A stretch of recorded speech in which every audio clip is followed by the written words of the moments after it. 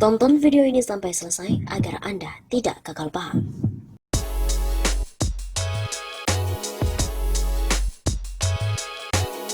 Halo Sobat 651 Sapa, kembali lagi bersama dengan kami untuk mengulas fakta-fakta perpolitikan dan juga informasi terkini di tanah air. Lusa, dokumen dugaan korupsi Ahok akan diserahkan ke KPK. Bukti dokumen dugaan korupsi yang melibatkan mantan Gubernur DKI Jakarta Basuki Cahayapurnama alias Ahok sebentar lagi akan diserahkan ke KPK. Seperti disampaikan oleh Koordinator Gerakan Indonesia Bersih atau GIB, Adi Masardi, pihaknya berencana menyerahkan dokumen bukti dugaan korupsi yang melibatkan Ahok ke KPK pada Kamis 6 Januari. Kita akan ke sana ke KPK itu hari Kamis, ujar Adi kepada kantor berita politik RMOL pada Selasa 4 Januari. Rencananya, lanjut juru bicara Presiden Abdurrahman Wahid ini, pihaknya bersama dengan penulis buku yang berisikan dokumen dugaan korupsi Ahok, Marwan Batubara akan menyerahkan bukti ke KPK sekitar pukul 11 siang waktu Indonesia Barat. Selain itu, sejumlah aktivis yang tergabung dalam Poros Nasional Pemberantasan Korupsi atau PNPK juga akan ikut mendampingi Adi dan juga Marwan ke KPK.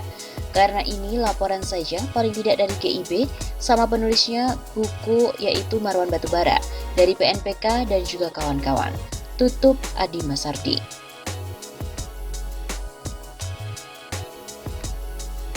Meskipun terlibat beberapa kasus, pengamat juga membeberkan alasan Ahok sulit untuk diadili. Marwan Batubara mengungkit ucapan Basuki Cahayapurnama alias Ahok yang menyebut Joko Widodo tidak bisa jadi presiden tanpa bantuannya dan juga pengembang. Marwan yang merupakan Direktur Indonesian Resource and Studies berkaca dari data yang dibeberkan oleh Ahok pada 26 Mei 2021. Kalau ditanya siapa, salah satu yang disebut di situ adalah Agung Podomoro Group. Ujar Marwan dalam diskusi virtual bertajuk Kuasa Korporasi dan juga Cengkeraman Oligarki pada Sabtu 1 Januari yang lalu. Dia juga merujuk pada mantan anggota DPRD DKI Jakarta Sanusi yang masuk penjara. Dari pihak Agung Podomoro tidak ada satupun. Kenapa bisa begitu? Sebab oligarki itu sudah ada di mana-mana. Marwan juga mengatakan oligarki sudah menyusup ke KPK. Menurut Marwan, Ahok dianggap didukung oleh banyak pihak sehingga sulit diproses walaupun diduga terlibat beberapa kasus. Ada kasus pembangunan jembatan silang di Semanggi, menggunakan dana CSR tanah di Cengkareng, rumah sakit Sumber Waras dan sebagainya. Menurutnya semua itu berkaitan erat dengan konglomerat. Marwan juga menilai ada kasus yang mana alat bukti sudah cukup agar Ahok diadili. Akan tetapi cengkeraman konglomerat itu ada sampai ke KPK, kepolisian dan juga Kejaksaan Agung. Oleh karena itu, ia lolos, yaitu BTP. Begitu kata Marwan.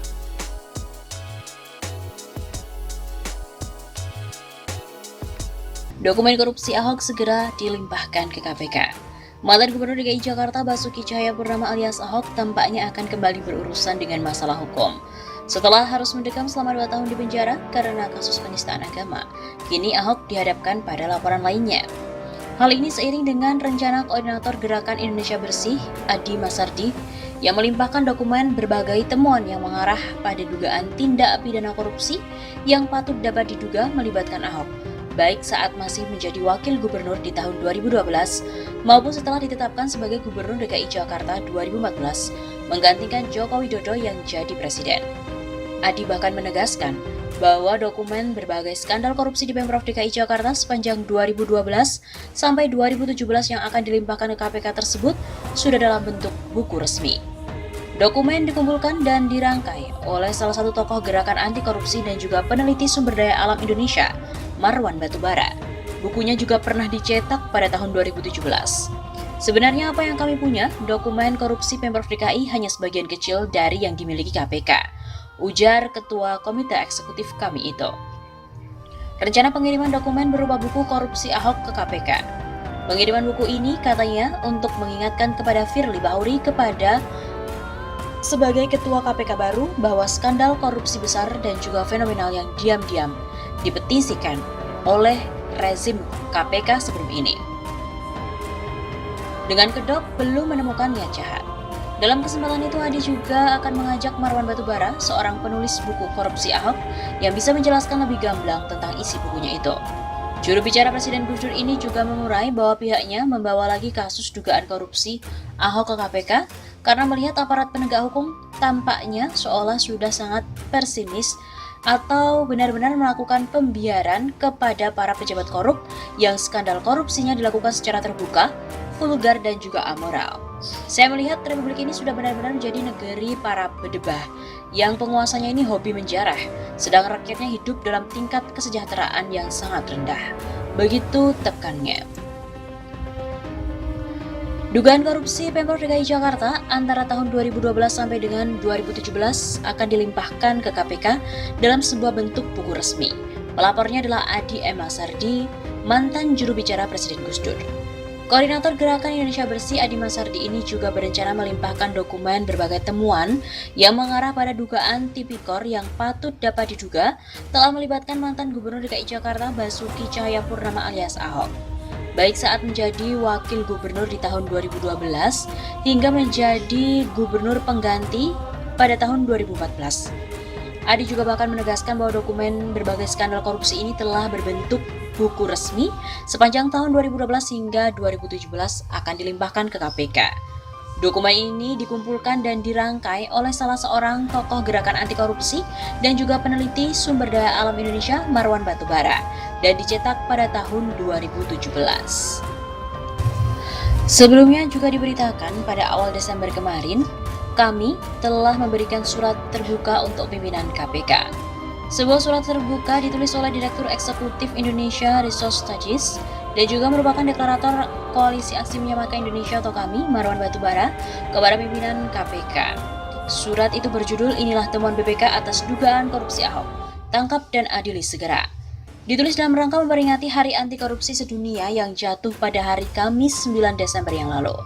Tulisan itu juga berisi dugaan-dugaan korupsi yang dilakukan oleh Komisaris Utama atau Komut PT Pertamina, Basuki Cahayapurnama saat ia masih menjabat sebagai Gubernur DKI Jakarta.